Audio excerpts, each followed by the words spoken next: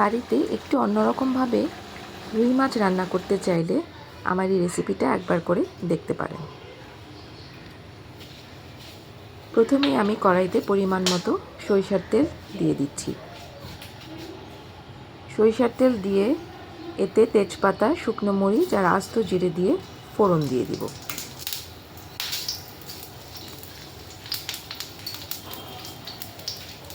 আমি এখানে 5 পিসের মতো রুই মাছ রান্না করব, আর তার জন্য 3টি মিডিয়াম সাইজের পেঁয়াজ কুচি দিয়ে দিলাম।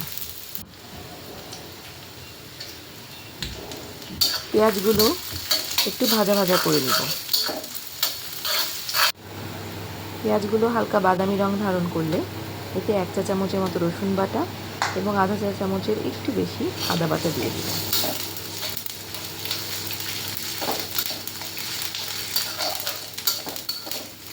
আদা রসুন বাটার কাঁচা গন্ধ যাওয়ার পর এখানে আমি কিছু ফ্রোজেন টমেটো বাটা ব্যবহার করছি।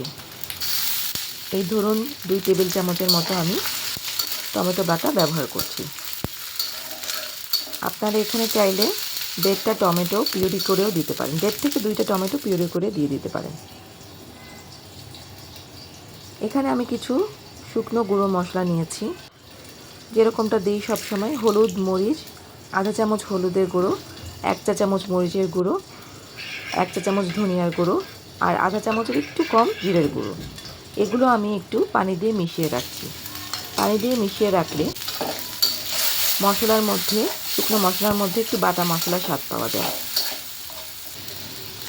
মশলাগুলো সব কড়াইতে দিয়ে একটু তেল উপরে উঠে আসার পর আমি এখানে 3 টেবিল চামচের মতো ফ্যাটানো টক দই দিয়ে দিই।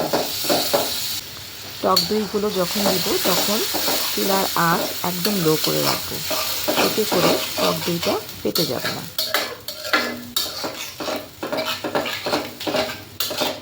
ভালো করে টক দইটা মিশিয়ে নেব। যেহেতু এখানে টক দই ব্যবহার করছি, এখানে তার জন্য আমি একটু সামান্য পরিমাণ চিনি টক ভাবটা কাটানোর জন্য ব্যবহার করছি এবং দিয়ে দিলাম স্বাদ মতো নুন।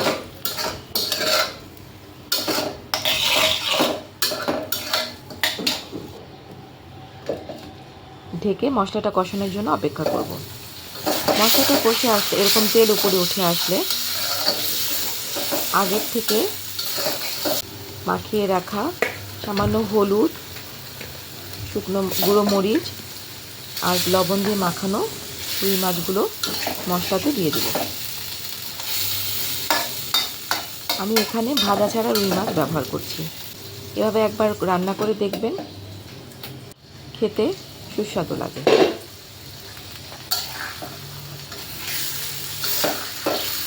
এখন আমি রুই মাছগুলোকে উল্টিয়ে দিচ্ছি। যেহেতু ভাজা ছাড়া রুই মাছ, একটু সাবধানে উল্টাতে হবে।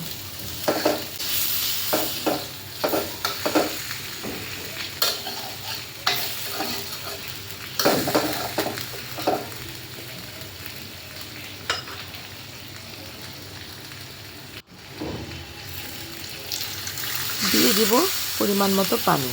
এখানে আমি যতটুকু ঝোল রাখবো তার থেকে একটু বেশি পানি রাখছি, পানি দিয়ে দিচ্ছি। এখন অপেক্ষা করব ঝোল ঘন হওয়া পর্যন্ত এবং মাছগুলো ভালো মতো রান্না হওয়া পর্যন্ত।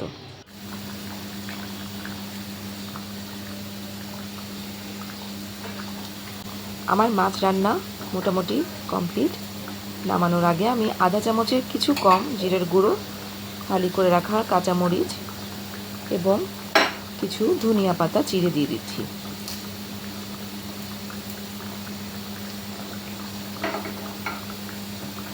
আমার রান্নাটি কমপ্লিট হয়ে গিয়েছে। এভাবে রুই মাছ রান্না করলে একটু অন্যরকম স্বাদ লাগে এবং খেতে ভারী মজা।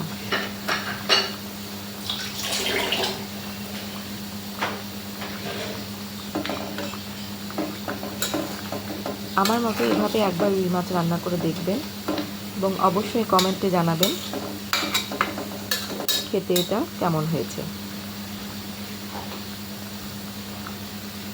রেসিপিটি ভালো লাগলে অবশ্যই একটা লাইক দিবেন এবং শেয়ার করে দিবেন। ব্যাস, এখন ঢেলে জাস্ট পরিবেশন করা।